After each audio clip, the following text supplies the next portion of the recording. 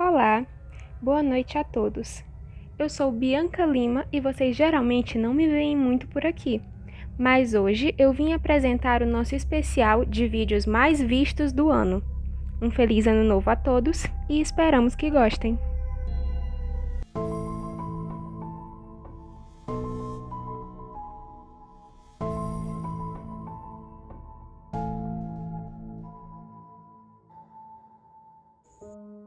A lenda da cobra Norato ou Honorato é uma das lendas mais conhecidas no folclore amazônico. Conta a lenda que em uma tribo indígena, uma índia engravidou da boiuna, que é uma grande sucuri, e teve duas crianças, que na verdade também eram duas cobras, uma menina que se chamou Maria Caninana e um menino chamado de Honorato. Para que ninguém soubesse da gravidez, ao nascerem as crianças, a mãe tentou matar os recém-nascidos, jogando-os no rio. Mas eles não morreram, e nas águas foram se criando como cobras.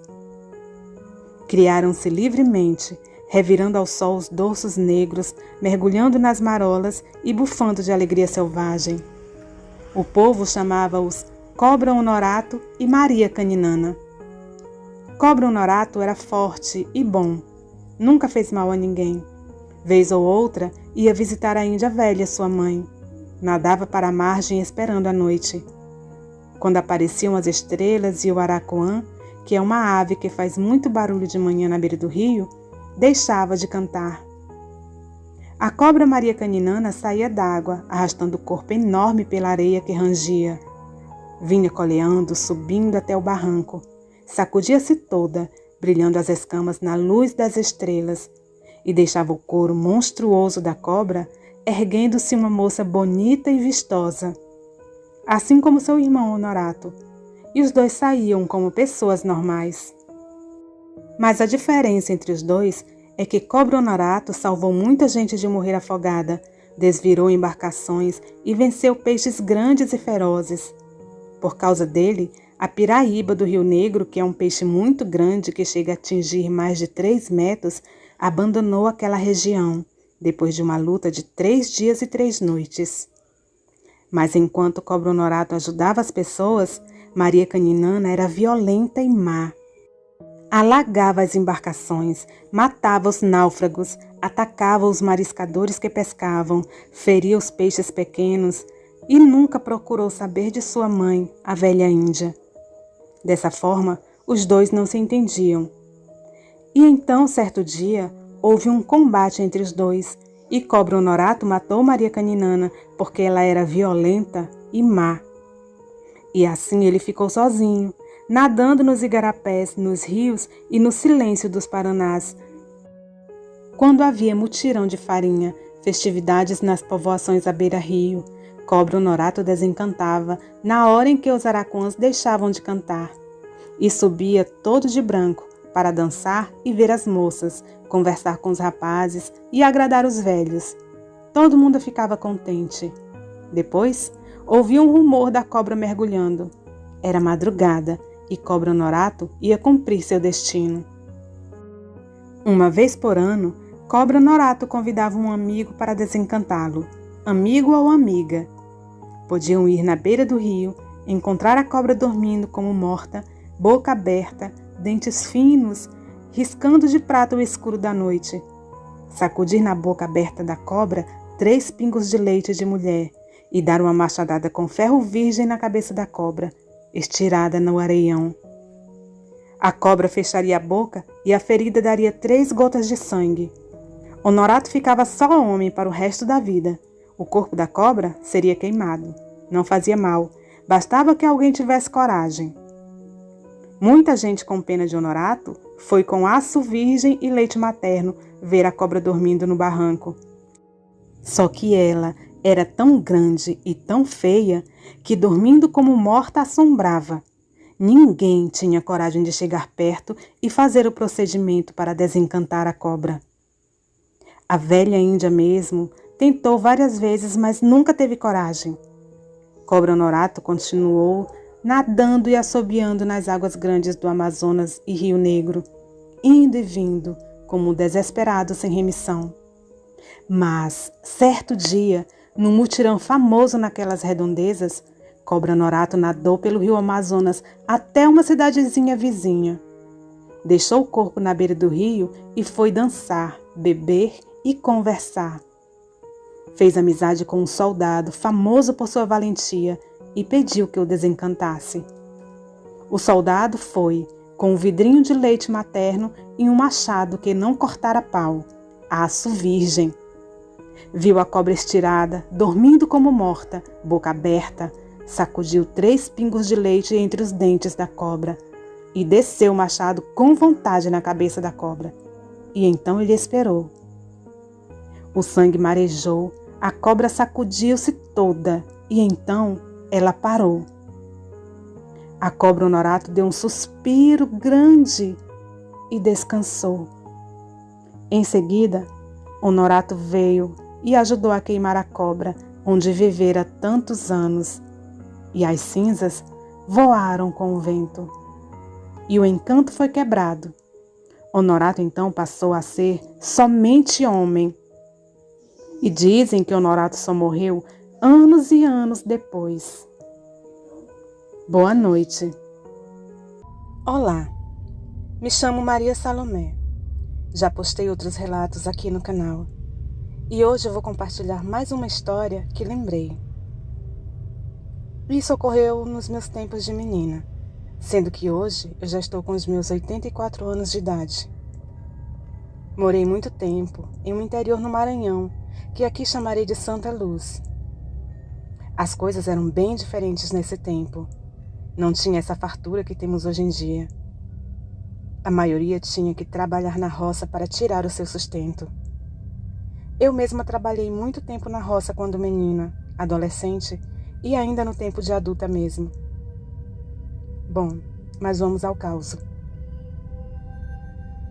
O tempo passou e nós tivemos que sair de Santa Luz e morar uns tempos na cidade de Timon, no Maranhão. As coisas estavam bem difíceis. Fomos em busca de melhores condições de vida, de estudo, enfim. Em Timon, nos instalamos em uma casa bem humilde e perto da rua onde nós morávamos tinha um enorme pé de bacuri. Essa rua ficava perto do rio Parnaíba, bem pertinho mesmo. Íamos a pé e rápido chegávamos no rio. E ali naquele rio, muitas pessoas iam para lá diariamente para tomar banho, lavar roupa, pegar água para seus usos domésticos, pois nesse tempo nem todo mundo tinha água encanada dentro de casa. Isso foi há mais de 70 anos atrás, pessoal. Saneamento básico nesse local praticamente ainda nem existia.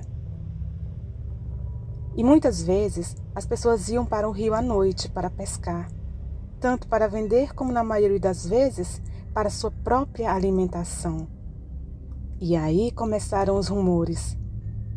Algumas pessoas sendo atacadas por uns bichos quando voltavam da pescaria durante a noite, pela madrugada. Diziam que eram 2 porcos, mas não eram porcos comuns como os conhecemos. Eram porcos muito feios, ferozes e de tamanho descomunal, que ali, por perto do rio e do pé de bacuri, esperavam as pessoas que passavam de madrugada, voltando da pescaria ou de outros lugares, e botavam o pessoal para correr. Muita gente deixou de ir pescar durante a noite, ali no rio Parnaíba, por medo de encontrar com essas feras pelo caminho na volta. E logo surgiram as desconfianças, pois perto desse pé de bacuri tinha uma casinha muito simples, onde morava uma senhora por nome Severina e um senhor por nome João. Darei nomes fictícios aqui. Eles eram marido e mulher, e viviam os dois nessa casinha ali perto do pé de bacuri. Eles moravam sozinhos. Eles eram muito estranhos, quase não falavam com ninguém. O aspecto deles era bem diferente das outras pessoas ditas comuns. Ela era uma velhinha magra, muito magra. Ela só usava umas saias compridas de babado. Mal falava com as pessoas, não encarava ninguém nos olhos, mal saía de casa durante o dia. Ele, o João, era um homem baixo e usava um chapéu na cabeça, e sempre levava uma arma consigo, geralmente uma peixeira. Também só andava com roupas que cobriam o corpo todo, estando o clima quente ou não. Dizem que as pessoas que se transformam em bichos carregam alguns sinais pelo corpo. O mais comum deles é o cotovelo ralado e com a pele muito grossa. Por isso, é comum as pessoas que se transformam costumarem usar roupas compridas para esconderem esses sinais. Então começaram a ligar uma coisa a outra, e não demorou muito para que o boato saísse. Todo mundo ali na região acreditava que eles viravam bicho, os dois. E aí ficava ruim para a gente ir pescar durante a noite, pois o caminho para o rio ficava ali, perto da casa deles. E o povo contava que eles costumavam virar bicho e ir mexer com o pessoal que ficava ali pelo rio pescando. Geralmente quando eles iam embora, aí eles botavam para correr mesmo. Parece que era divertido para eles botarem o povo para correr. Eu, menina ainda, tinha muito medo deles, tanto em forma humana, como tinha mais medo ainda de encontrar com eles na forma de bicho. Eu nem sequer passava sozinha na frente da casa deles, e eu só ia para o rio com meu irmão José. E quando eu chegava lá no rio, está pensando que eu ficava na margem do rio? Nem pensar. Eu ficava dentro de uma canoa com medo de o bicho vir e me pegar ali na margem. Muitas pessoas afirmaram que chegaram a ver os bichos, outros que foram perseguidos por eles. Graças a Deus que eu e meu irmão nunca encontramos com nenhum deles na volta de nossa pescaria. Mas eu conheci algumas pessoas que ficaram assombradas com a visão dos 2 porcos ferozes que corriam atrás deles. Bom, esta é mais uma das histórias que eu ouvi durante a minha juventude. Esse mundo realmente possui muitos mistérios, e o maior deles é o ser humano. Boa noite. Era um povoado bem pequeno na Bahia, e as novas pessoas foram chegando para morar no local. Entre eles, havia uma família que foi se tornando muito querida pelos antigos moradores. Teresa era uma mulher muito bem apessoada e culta. Carregava seu filho com muito apreço. Mãe dedicada e amorosa, balançava-o de um lado para o outro e tirava sorrisos da criança. Pedro, seu marido e pai do pequeno José, era um homem ocupado, trabalhador. Além de ajudar a arar a terra de dia, caçava à noite, para dar carne para a família e vender a pele e as vísceras na feira da região. Quase todos os dias chegava muito cansado, mas ainda assim dedicava toda a atenção possível à sua família. Era um marido carinhoso, deitava no colo da sua mulher e lhe contava as suas aventuras, enquanto ela acariciava o seu cabelo. José, apesar de muito pequeno, sempre recebia o pai com muita alegria, abria os braços para poder se aninhar no seu colo. Eram uma família relativamente feliz. Na vizinhança, sua mãe conhecia todos os moradores e a apresentou a todos com muito orgulho, feliz por sua filha estar tão perto de si. Contudo, junto à paz da família, vieram notícias sobre algumas mortes misteriosas que assolavam o lugar. Primeiro, como um boato distante, e depois comentários sobre os restos de um corpo decomposto que parecia ter sido rasgado ao meio de maneira bestial. Porém, tudo parecia mais real quando um pequeno agricultor que morava próximo à comunidade sumiu da noite para o dia, sem deixar nada além da sua casa, seu gado e um braço ensanguentado para trás. O local começou a ficar em polvorosa. O medo se instalou. Com o perigo próximo, Teresa tentou impedir Pedro de ir caçar durante a noite, mas era alta temporada. O mercado ficava frenético e, com o dinheiro extra, o sonho de dar um estudo digno ao pequeno José parecia mais real.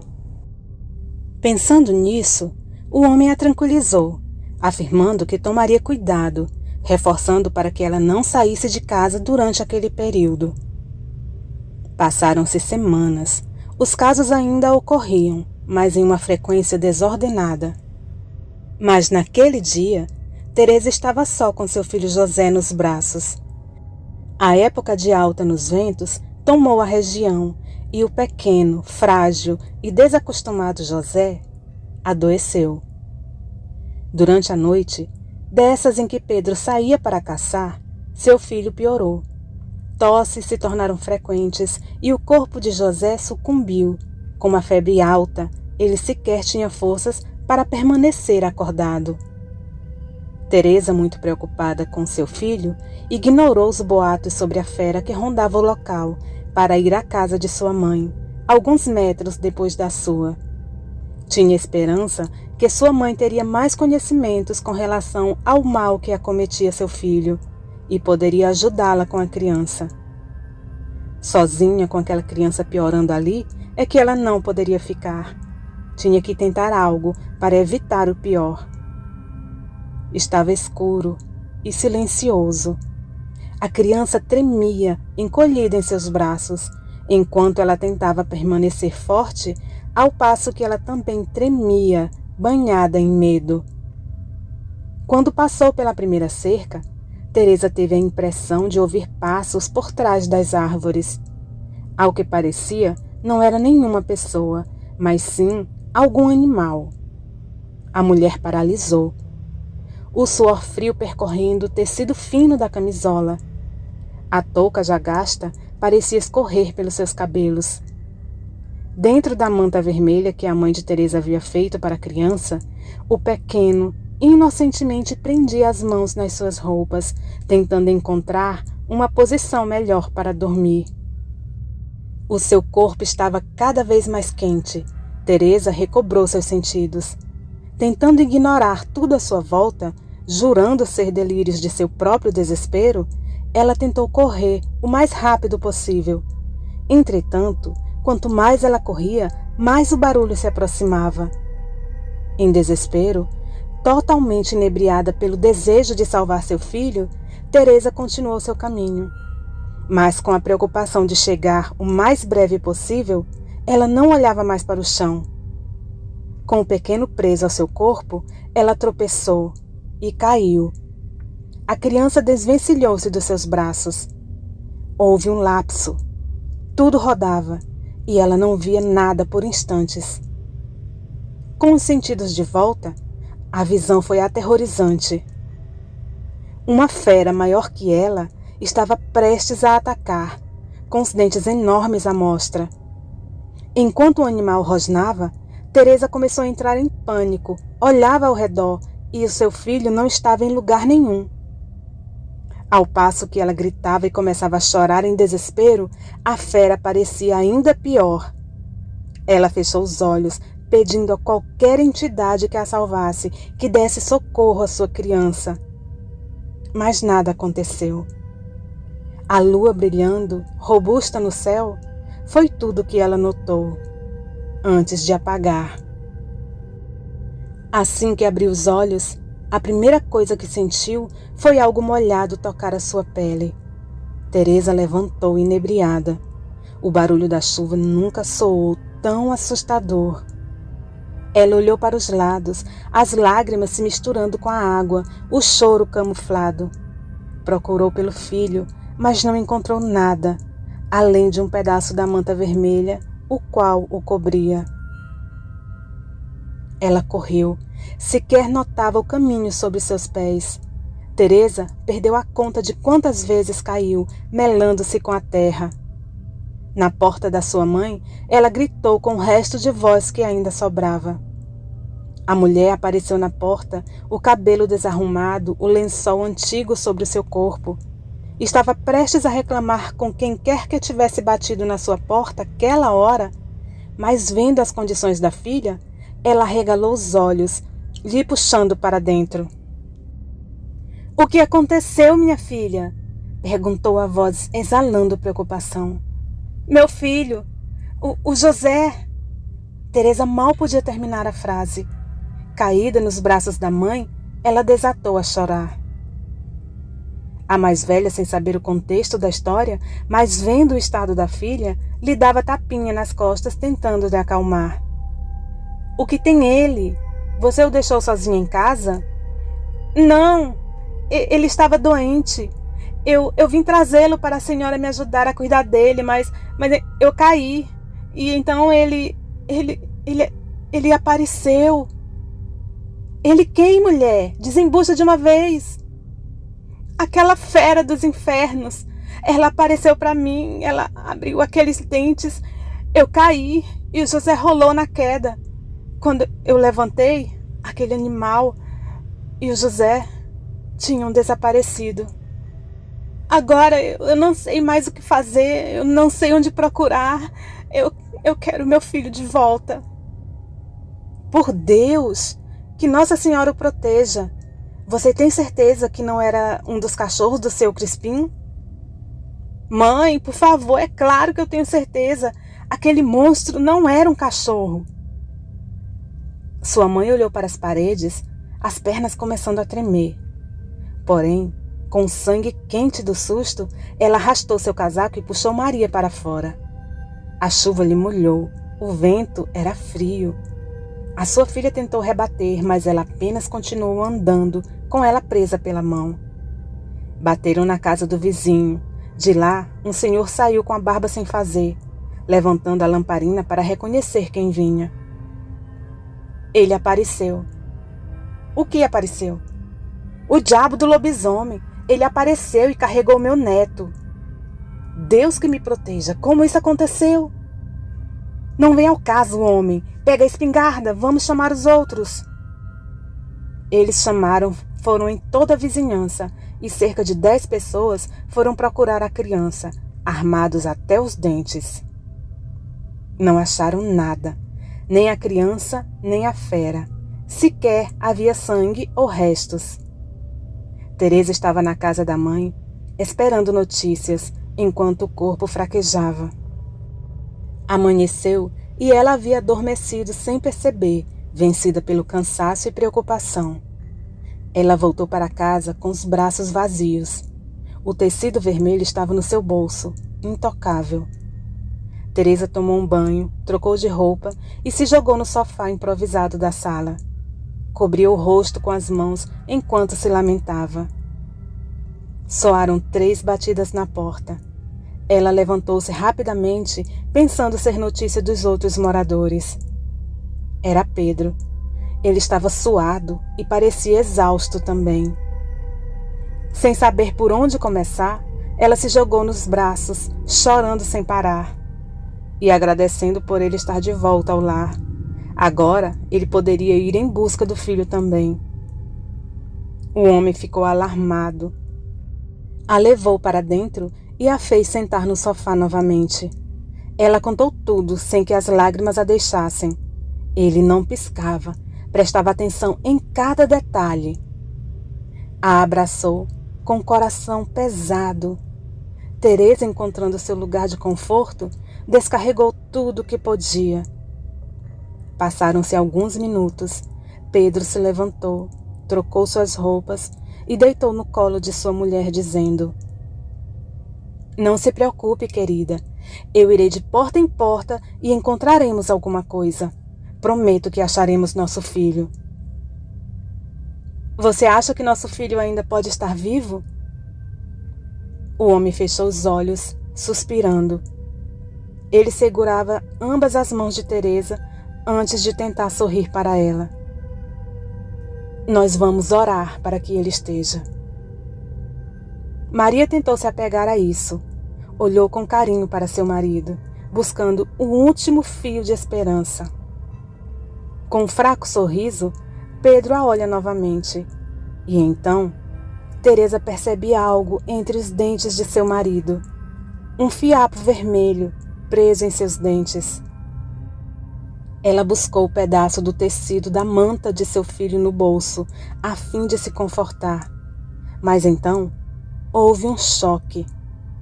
Entre a linha da manta vermelha e os fiapos presos nos dentes do homem, não havia diferença. Como se um balde de água fria fosse jogado sobre sua cabeça, Teresa congelou. Ele levantou o olhar, franzindo os olhos. Você está bem, querida? Perguntou Pedro. Seu rosto está pálido. Ele levou as mãos ao rosto dela, verificando a temperatura. Teresa tentou não se mover, sabendo que não poderia falar nada. Ela se esforçou para sorrir. Assim que ele voltou a se encostar, ela afirmou que ele poderia descansar, que ela iria na casa de sua mãe buscar por notícias. Pedro, que passara a noite em claro, adormeceu facilmente. Ela se levantou e correu. Chegando lá, contou tudo, nos mínimos detalhes, tão atordoada que não conseguiu mais nem chorar. Sua mãe mandou que ela se sentasse, afirmando que era preciso acabar com aquilo. Bastava de mortes naquele local. O monstro precisava ser eliminado. Teresa obedeceu, ficou quieta por uns instantes, apreensiva, vendo a agitação dos vizinhos. Passaram-se alguns minutos até que o barulho de tiros e de gritos soasse ali. Ela abaixou a cabeça, com frio, pesarosa. Agora ela estava sozinha, sem o seu querido filho e sem o seu amor para lhe aquecer. Boa noite. Boa tarde, Elizabeth, Bianca e amigos inscritos do canal. Meu nome é Paulo e quero compartilhar com vocês um dos relatos que minha falecida avó me falava e que ela preferia chamar de causo. E aqui vou narrar em primeira pessoa como ela me contava.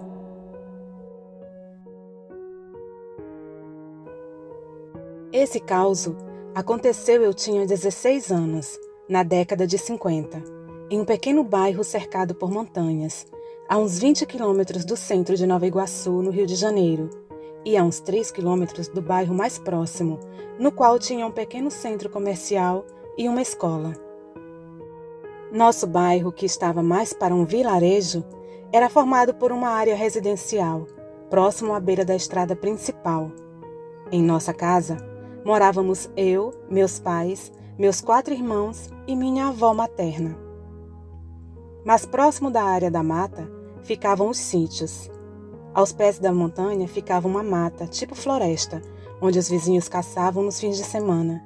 E tinha também o bar-armazém do seu Pedro, que servia bebidas e produtos emergenciais de todo tipo, onde os homens passavam quase sempre para tomar algo antes de chegarem em casa.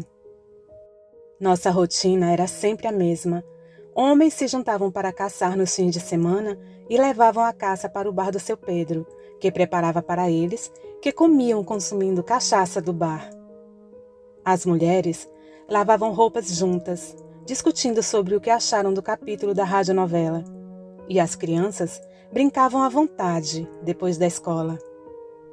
Era um lugar tranquilo, onde nada de novo acontecia, até a chegada do homem pálido. Não demorou para todos notarem que havia um forasteiro acampado na montanha. Durante a semana pela manhã, às vezes se poderia vê-lo passando às pressas em direção ao centro comercial do bairro vizinho, e logo se via ele de volta, com mais pressa ainda. Mesmo sem querer, ele logo se tornou o centro das atenções. Todos queriam saber quem ele era, de onde vinha e como ele vivia acampado na montanha. Mas, para a decepção de todos, ele era reservado. Mal respondia a um cumprimento de quem passava por ele, tentando puxar conversa. O pouco que se sabia dele era o que ele, em raros momentos que ele passava no bar, deixava escapar sobre o efeito da cachaça. Isso acarretou uma nova rotina. As esposas ficavam até tarde esperando seus maridos chegarem do bar para ouvirem alguma novidade sobre o forasteiro e dividiam opiniões durante a lavagem de roupas. Na verdade, eram poucas informações e, ao menos para mim, não fazia sentido algum. O que sabíamos era o que meu pai nos contava quando chegava do bar. Que ele gostava do militarismo, mas na idade militar foi tomado por uma doença degenerativa. mas ele conseguiu encontrar a cura. Mas para isso, ele teve que adotar um cão negro, que era extremamente feroz. E por essa condição, ele teve que largar a carreira militar e se afastar de todos, passando a viver em lugares remotos. Também dizia que a caça na montanha era farta, principalmente à noite.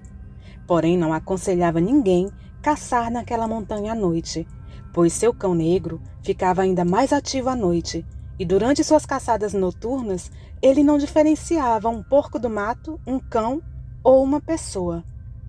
Tudo era presa para ele. Essas informações deixavam os homens ainda mais curiosos. As mulheres e os mais jovens ficavam alarmados. Meu pai achava que era só uma história para manter os caçadores longe de sua área de caça. Já minha avó tinha convicção de que se tratava de um bom e velho loup-garou. Ela descendia de uma mãe índia e um pai português, e com seu pai, meu bisavô, ela aprendeu muito sobre a Europa. Minha avó não acreditava em coisas que diziam sobre o 7º filho, nascido homem, pessoas que se deitavam onde deitam os animais, dar nós em roupas ou ser amaldiçoado pela mãe. Ela dizia que tudo isso era crendice popular, sincretismo. Seu pai a ensinou que havia 2 formas para alguém passar por essa metamorfose. A primeira era a forma voluntária, onde alguém muito poderoso na magia fazia um pacto com um espírito maligno chamado Cão Negro. Curiosamente, o mesmo que aquele homem pálido tanto falava. Em troca de um pedido ou usando o próprio poder da fera para matar algum desafeto, pagando o preço oferecendo seu corpo a ser possuído por esse espírito que poderia caminhar entre os vivos e se saciar de sangue em sua forma original, que era uma fera terrível, até o dia amanhecer. A segunda era da forma involuntária, onde a bruxa fazia o pacto e enfeitiçava um pobre coitado para ser possuído por esse espírito do cão negro.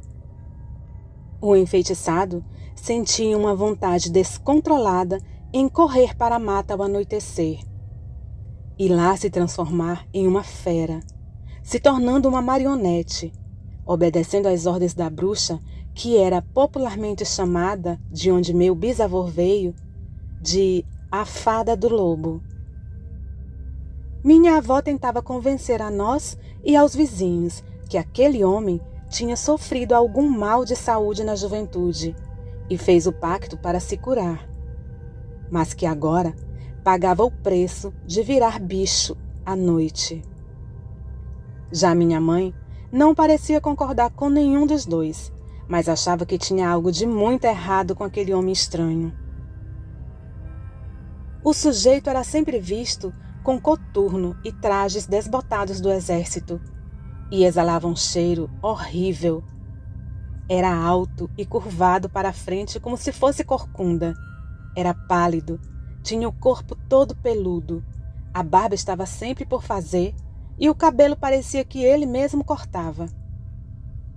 Tinha olheiras e a sobrancelha eram juntas e grossas. Sua fala era estranha. Os poucos que conversavam com ele no bar diziam que parecia sotaque russo. Outros diziam que falava arranhado porque a quantidade e tamanho de dentes na sua boca atrapalhava a fala. Com o passar do tempo, era notável a maior presença dele pelo bairro. Em um fim de tarde, meu pai chegou do bar e nos contou que aquele forasteiro estava bêbado e bastante conversador. Então aproveitaram para fazer todo tipo de pergunta a ele, e a resposta que mais chamou a atenção foi quando seu Eliseu o perguntou o porquê dele estar passando mais tempo pelo vale, que era como chamávamos toda a região aos pés da montanha. E ele respondeu assim: "Eu estava tranquilo lá em cima, e vocês seguros aqui embaixo. Mas famílias inteiras invadiram meu território de caça, se instalaram em barracos de estuque com crianças e ao menos umas meia dúzia de cães. As crianças eram curiosas, mexiam na minha cabana em minha ausência, iriam acabar encontrando o que não queriam. Seus cães atrapalhavam as caçadas noturnas do meu cão negro. Por mais que fossem menores e acabassem mutilados no final, ainda assim eram muitos e o atacavam a mordidas, me causando danos pela manhã, me obrigando a descer meu acampamento para a área da mata. Ele estava falando das famílias que migraram para nosso bairro na intenção de produzir agricultura de subsistência, mas não tinham condições de comprar sua própria terra para o plantio. Então se instalaram no alto da montanha e tomaram territórios por posse, já que na época tudo lá em cima era terra de ninguém. Dizendo isso, mostrou marcas recentes e profundas de mordidas pelos braços, pernas e costas.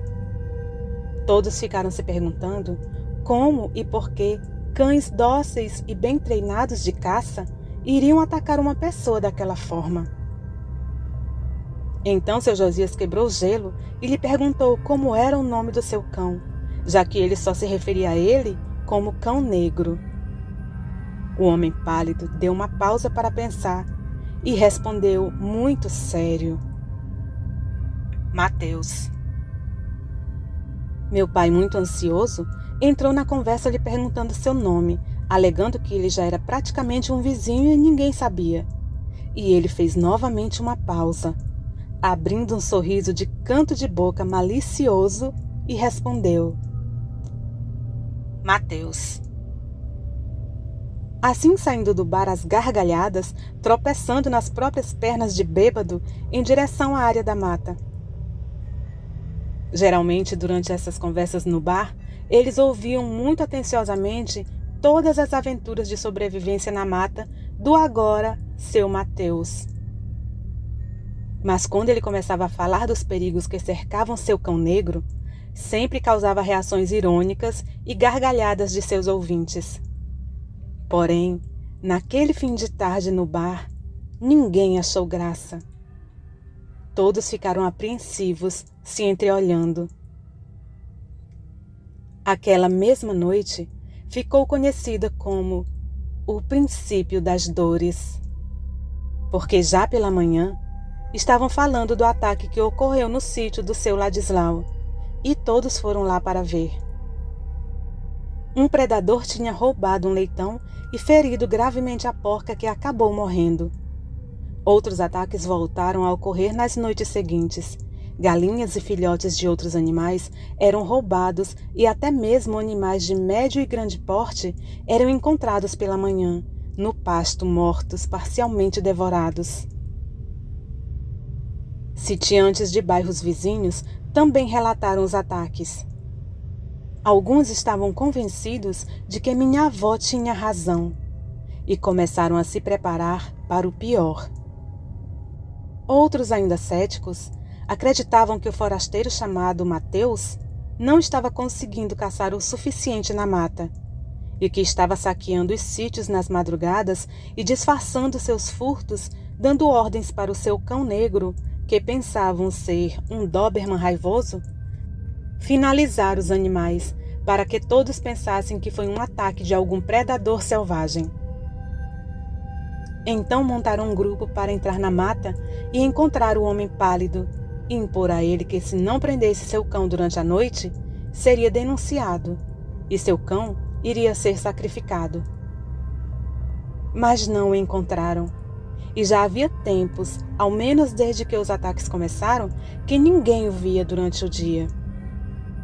E os ataques seguiam, causando um grande prejuízo aos sitiantes que não tinham condições de murar todos os seus territórios. Então fizeram o que podiam, gastando até o que não podiam, instalaram telas grossas nas cercas, arames com farpas mais robustas no alto das cercas, sininhos de alarme, armadilhas pelo quintal. Mas nada parecia funcionar. Seu Luiz, o pai de santo do centro espírita local, confiando no que minha avó dizia, chegou a fazer rituais e oferendas para fazer contato com esse espírito cão negro. Mas não teve êxito. Seu Domingos, que também era cético, resolveu fazer uma tocaia para o suposto ladrão. Ele não gostava de caçar e por lá não ser um local muito seguro, ele não criava cães. Em seu sítio, tinha uma enorme mangueira próxima ao galinheiro, e lá construía um tipo de guarita com tábuas e sarrafos a uns 6 metros do chão. Disse que passaria todas as noites à espera do ladrão, e se visse aquele forasteiro se aproximar de seu galinheiro, não iria se preocupar com as consequências, iria abrir fogo lá de cima. Porém, o que ele passou naquela noite mudou sua vida e a de todos os moradores do nosso bairro. Não demorou para que a notícia logo corresse e todos fomos ao sítio. E lá ele estava transtornado, gesticulando na direção do galinheiro e contando o que aconteceu. Eu já estava quase desistindo de esperar aquele ladrão voltar e acabei caindo no sono de bruços sobre minha espingarda. Mas acordei com passadas cuidadosas, porém pesadas no mato. Senti aquele cheiro horrível que exalava dele no bar, mas estava muito mais forte, quase insuportável. Passava bem cuidadosamente por baixo da árvore, não me mexi. Esperei ele passar até ficar entre a árvore e o galinheiro, no alcance da mira. Mas o que eu vi não foi um homem com o seu cão. Eu vi um monstro se aproximando do galinheiro em 4 patas. Mas ele se levantou e ficou de pé como gente. Pegou uma galinha e a pôs inteira na boca, mastigando e espirrando sangue para todo lado. De repente, começou a farejar o ar. Olhou para a árvore onde eu estava e soltou um tipo de urro, seguido de rosnados. Pegou mais uma galinha em cada uma de suas garras e saiu andando, até sumir no mato. Acreditem, a noite estava clara e eu estava a metros dele no alto da árvore. Ele era enorme, peludo e fedia muito. Tinha pernas como a de um cão. Do tronco para cima parecia um homem muito peludo e não tinha cauda. Suas mãos tinham garras enormes como a de um bicho preguiça. A cabeça também era como a de um cão, com orelhas pontudas. Quando olhou para mim na árvore, vi que seu rosto era menos peludo e enrugado como o de um porco. Seus olhos eram acesos em um avermelhado e tinha o focinho com dentes enormes que mal cabiam na boca. Rosnava e babava sem parar. Foi demais para mim. Fiquei incapaz de reagir. Senti muito medo, dificuldade para respirar. E o meu peito doía. Eu pensei que eu teria um infarto. Minha mente mandava meu dedo puxar o gatilho, mas meu corpo não obedecia a ordem alguma. Fiquei paralisado de medo, observando aquela fera ir embora com minhas galinhas. Até a noite passada eu não acreditava, mas a Dona Maria sempre teve toda razão. Acreditem, essa noite eu vi um lobisomem. Seu Domingos era um senhor sério, católico praticante, muito respeitado na vizinhança, e até a noite anterior era o líder do movimento cético que dizia que se tratava de um simples ladrão de galinhas. Ninguém teve mais argumentos para não aceitar o que estava acontecendo em nosso bairro. Sitiantes e vizinhos passaram a se consultar com minha avó para saberem como lidar com a ameaça que estávamos enfrentando, e uma nova rotina noturna foi criada. O bar do seu Pedro passou a fechar às 17h30. Quem estudava à noite se transferiu para outros horários. Os homens se apressavam para chegar em casa do trabalho. Às 18h fazíamos a oração da Ave Maria. Depois das 18h, todos se trancavam em suas casas e dormiam bem cedo, com o quintal bem iluminado e o máximo de cães que a gente pudesse adotar. À maneira que nós recuamos, parece que a fera avançou, aumentando seu território. Agora, o alvo não era somente as criações dos sítios. Animais domésticos que dormiam na rua também passaram a aparecer mutilados pelo bairro. E dentro de casa, podíamos ouvir o seu terrível urro bem próximo. Parecia até que poderia estar passando por uma das ruas próximas à nossa. Até que aconteceu o que todos temiam. notaram o desaparecimento de alguém muito presente em nossa comunidade. Um típico bebum do bairro, que costumava encher a cara no bar do seu Pedro e depois zanzar a noite toda cantando alto e falando sozinho. Todos o chamavam de Tio Zé. E lembrando que ele não era mais visto, também notaram a ausência de outros dois que eram seus parceiros de copo. A polícia foi acionada, mas as buscas não demoraram muito, porque os desaparecidos não eram do tipo que as autoridades costumavam se importar, e o principal suspeito acusado pelo desaparecimento era um ser mitológico. Em meio a tanta notícia ruim, chegou uma boa. Marquinhos, filho do seu Marcos e Dona Penha, um jovem que nasceu por aqui, mas muito jovem foi morar em São Paulo, na casa de parentes, em busca de algo melhor, e se tornou policial por lá. Como de costume, chegou ao Rio para passar alguns dias de suas férias com seus pais. Assim que chegou, ficou sabendo do que estava acontecendo. Era um jovem da cidade grande, não acreditou que aquele homem tão temido poderia virar bicho. Mas resolveu ajudar na procura durante o dia pelo forasteiro, por dentro da mata, e também por algum vestígio dos desaparecidos. Mas também não teve sucesso. Então resolveu aproveitar as férias e chamou alguns amigos da época do colégio para beber algo à noite. Mas ninguém ali no bairro estava afim de sair de casa à noite e se esbarrar com a fera. Então ele resolveu convidar uns amigos que tinha na polícia do Rio para curtir uma noite de bebedeira em algum barzinho no centro de Nova Iguaçu. Seus pais fizeram de tudo para ele não ir, mas ele não acreditava em nada do que eles diziam em relação à fera e acabou indo.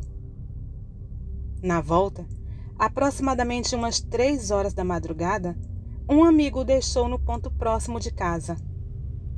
Quando ele entrou na rua da casa de seus pais, observou que havia um animal grande o acompanhando por dentro do mato. Na hora pensou ser um boi, mas logo percebeu que o animal rosnava. Isso o deixou preocupado. Apressando o passo e percebendo que por dentro da mata, paralelo a ele, o bicho também aumentava o ritmo para o acompanhar, rosnando ainda mais ferozmente, aquilo foi o necessário para o efeito do álcool passar. E, de repente, aquele jovem da cidade grande, cético e corajoso, encontrava-se em pânico, correndo aos gritos e pedindo socorro pela rua, vendo bem ao seu lado o vulto de um animal enorme abrindo caminho no mato, prestes a saltar sobre ele a qualquer momento. Até que conseguiu chegar em frente à casa de seus pais e a fera parou em sua direção, do outro lado da rua, rosnando por dentro do mato. Ele tentou enfiar a chave rápido na fechadura do portão, mas as suas mãos tremiam de pavor, não ajudavam em nada, e a chave caiu no chão.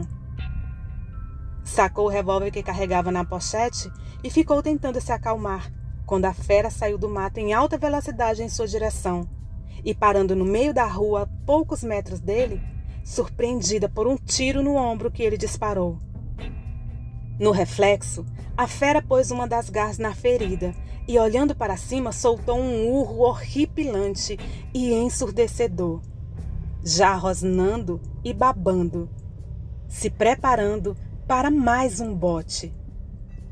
Mas ele pensou mais rápido e disparou mais um tiro, dessa vez no peito. E antes que a fera pudesse, no reflexo, pôr a garra na outra ferida, ele disparou um terceiro tiro que também atingiu o peito da fera, fazendo-a disparar outro urro de dor e recuar para dentro do mato.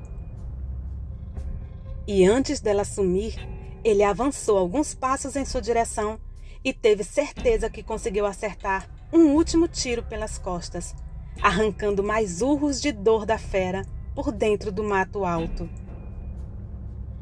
Quando entrou em casa, seus pais, que eram idosos, estavam de joelhos rezando por ele, já que ouviram tudo o que estava acontecendo lá fora, mas nada podiam fazer. Antes que o dia amanhecesse, ele saiu, voltando logo com 4 carros cheios de homens mascarados, com cães e fortemente armados. Entraram na mata, Alguns vizinhos correram para a entrada da área da mata, curiosos para saber o que aquilo iria dar. E quando foi quase à tarde, saíram de lá.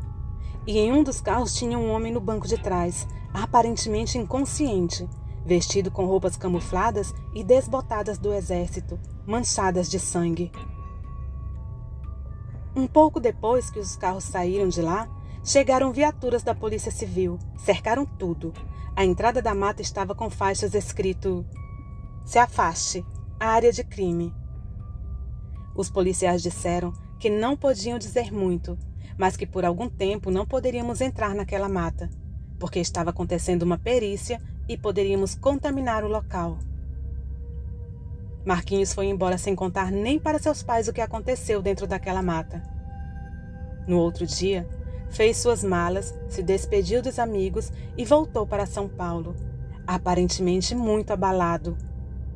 E só depois de muitos anos, em uma de suas férias aqui no Rio, depois de tomar algumas no bar do seu Pedro, rodeado de amigos de infância, se sentiu à vontade para desabafar sobre o que aconteceu naquele dia. E assim ele disse: "Naquele dia nós entramos até onde deu de carro e fizemos o resto do percurso a pé. Já era dia, mas mesmo assim saí do carro muito apreensivo. Meus companheiros de farda aqui do Rio sabem que eu não sou de me assustar à toa. Em minha carreira na polícia, já presenciei o que a crueldade humana pode causar. Isso em um nível que talvez vocês nem venham um dia a ouvir falar. Coisas que poderiam fazer vocês precisarem de ajuda psicológica. Mas eu não estava preparado para o que presenciei aquela noite na mata. Não conseguia me concentrar. Toda vez que piscava os olhos, podia ver aquele monstro se preparando para me atacar. Involuntariamente sacudi a cabeça para afastar essas lembranças de meu pensamento. Meus companheiros me olhavam, imaginando se iríamos enfrentar algum tipo de pé grande naquela mata. Foi muito difícil, mas com o auxílio dos cães, rastreamos o acampamento dele e encontramos uma cabana camuflada, provavelmente das Forças Armadas. Ao nos aproximarmos, sentimos o mesmo cheiro insuportável que senti na noite anterior. Com muito cuidado, nos aproximamos da cabana e encontramos um homem nu, gritando de dor, com marcas de tiros justamente onde tenho certeza que acertei aquele monstro. Seus pés e pernas não eram normais, não sei explicar. Eram defeituosas, ele parecia louco e quando fomos algemá-lo, ele tentou nos morder. Tivemos que apagá-lo com tranquilizante para algemá-lo e amordaçá-lo. Quando pensei que não poderia piorar, encontramos pedaços de animais e de pessoas dentro de uma sacola com sal grosso. E os cães encontraram mais partes humanas e roupas enterradas em volta do acampamento. Liguei na hora para amigos da Polícia Civil para virem fazer a perícia e limparem a área. Tiramos aquele homem estranho de lá antes que chegassem. Todos ficaram estatelados, em silêncio, digerindo tudo o que foi dito. Seu Pedro do balcão quebrou o gelo perguntando: "Já que o vulgo Mateus saiu vivo de lá, o que foi feito dele?" Porém, mesmo com a insistência de todos ali, Marquinhos saiu de lá dizendo que era tudo o que ele podia contar. Alguns dizem que o queimaram vivo. Outros dizem que o levaram para o rio Guandu, o executaram e jogaram lá, amarrado com pedras.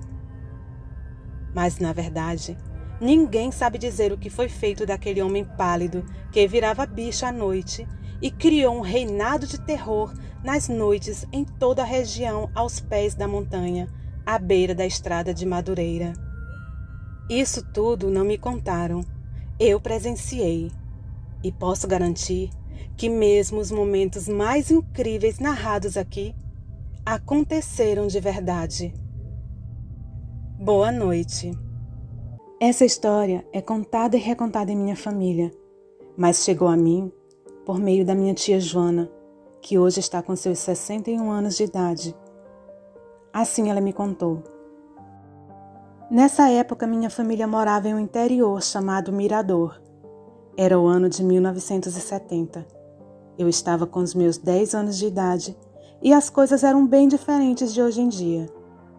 Nesse interior, não havia iluminação elétrica. As casas, em sua maioria, eram de barro e telhados de palha. O povo ali sobrevivia da caça, pesca e suas pequenas roças. A vida era dura, mas as pessoas eram felizes com o pouco que possuíam. A casa que morávamos tinha 3 quartos, uma sala e um pequeno cômodo que funcionava como o oratório da minha mãe, onde ela guardava seus santos para fazer suas orações. Eu morava com meus pais e meus 6 irmãos, e tinha também uma cozinha que ficava separada do resto da casa, e tinha uma pequena ponte feita com madeira que a ligava ao restante da casa. Era como uma pontezinha para facilitar a chegada até a cozinha. A maioria das casas naquela região eram dessa forma. A cozinha era separada do restante da casa, porque o fogão era a lenha e esquentava muito durante a noite. Ali naquela região, todos se conheciam. Muitos eram parentes, compadres ou amigos, e se ajudavam mutuamente. Mas quando acontecia qualquer novidade, a fofoca também corria solta. Minha mãe se chamava Maria de Fátima e meu pai Luiz. Como tinham muitos filhos, tinham vários compadres. Entre eles tinha o seu Joaquim, que era padrinho de meu irmão José. Seu Joaquim era uma pessoa muito bondosa, mas também um homem muito valente. Certo dia, ele mandou um recado para meu pai. Disse que viria à noite visitá-lo para conversar com ele. Todos jantamos cedo nessa noite e logo seu Joaquim apareceu lá em casa, com seu semblante sério, seu chapéu de palha e o velho facão que sempre carregava. Meu pai logo mandou todos nós irmos dormir, pois criança não deveria ficar escutando conversa de adultos. Obedecemos e fomos todos para o quarto. Mas como nosso quarto ficava bem ao lado da sala, não era muito difícil ouvir a conversa. Minha mãe era benzedeira e também parteira, e muitos recorriam a ela. Seu Joaquim havia ido conversar com meus pais porque estava muito preocupado. Sua esposa estava para dar à luz, mas o que o estava preocupando era que sua casa estava sendo visitada por algum tipo de animal que sumia com suas galinhas. Ele ficou alguns dias de tocaia com sua velha espingarda, mas nestes dias não apareceu nada. Eles conversaram sobre o assunto, acharam que podia ser uma raposa e precisavam caçar o bicho, senão ele ia acabar com as galinhas de seu Joaquim. E ele ficou ali conversando com meu pai e combinando a caçada. Em determinado momento, ouvimos uma batida na porta dos fundos. Um barulho estranho, como se fossem pegadas de um bicho bem pesado. Todos ficaram tensos, mas ninguém foi ver o que era. E logo não ouvimos mais nada. Achei estranho o barulho, mas como ninguém se levantou para ver o que era, não nos preocupamos mais.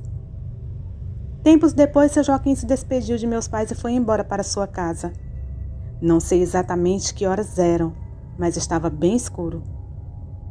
Dia seguinte, soubemos pela vizinhança que seu Joaquim tinha levado uma carreira de algum animal estranho e ele escapou por pouco. Quando meu pai soube, ficou muito preocupado com seu compadre e resolveu ir até a casa dele para saber como ele estava. Seu Joaquim recebeu meu pai e começaram a conversar. Ele falou que depois que saiu de nossa casa, foi andando rapidamente de volta à sua casa, mas quando chegou perto de um pé de jatobá, começou a ouvir um som vindo do mato. Pareciam umas pisadas de algum bicho grande. Ele parou para ouvir e já foi pegando seu facão. A sua sorte foi essa, pois o bicho que apareceu em sua frente era de espantar qualquer um. Saiu do mato uma criatura assustadora. Um bicho preto, era muito preto, e com pelos brilhantes. Os olhos pareciam estar acesos em um tom amarelado.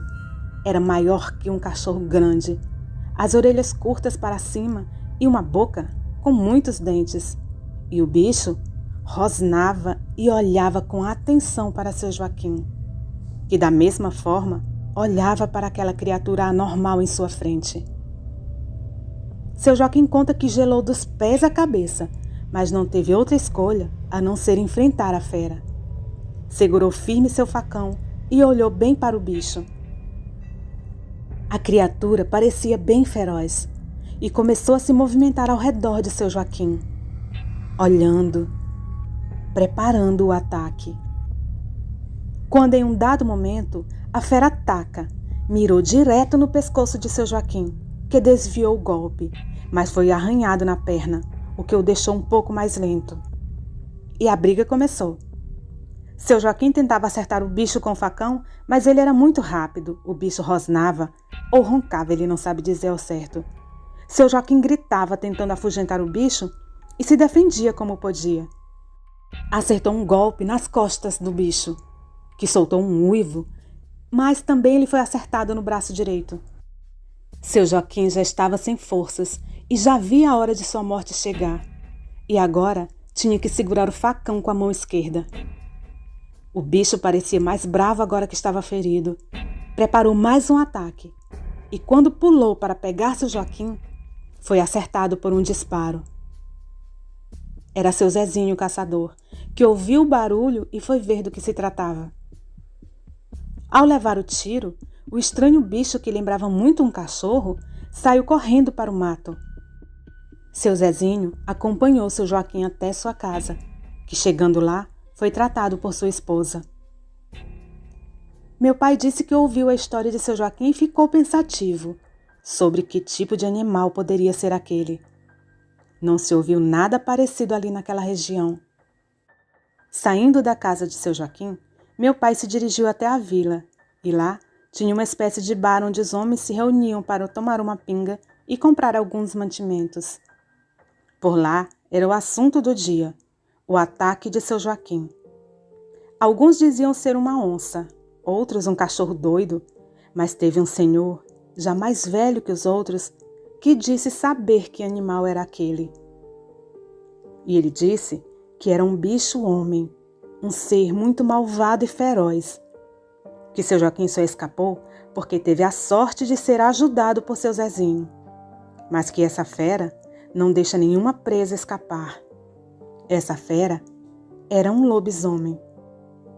O que me foi contado é que depois desse ataque a seu Joaquim, as coisas ficaram mais tranquilas naquele local. O bicho não atacou por um tempo. Até que 4 meses depois, em um certo dia, seu Zezinho saiu para caçar e nunca mais retornou. Foram encontrar seu corpo 2 dias depois, em um estado lastimável, que nem irei descrever aqui. Muitos disseram que ele foi atacado por uma onça, mas seu Joaquim disse que não, que infelizmente seu Zezinho pagou um preço alto por tê-lo ajudado. Despertou a raiva do animal. E a fera esperou para se vingar. Boa noite. Meus avós, João e Maria, moravam em Petrolândia, Santa Catarina. Nessa época tinham um filho, ainda bem pequeno, e que viria a ser meu pai futuramente. Durante a semana, tinham seus afazeres normais, trabalho, minha avó cuidava da casa e do bebê, rotina normal. Em um determinado final de semana, eles resolveram passear, visitar um amigo que morava perto do local onde eles moravam. E assim fizeram. Passaram um tempo por lá, conversaram, e a conversa foi se estendendo.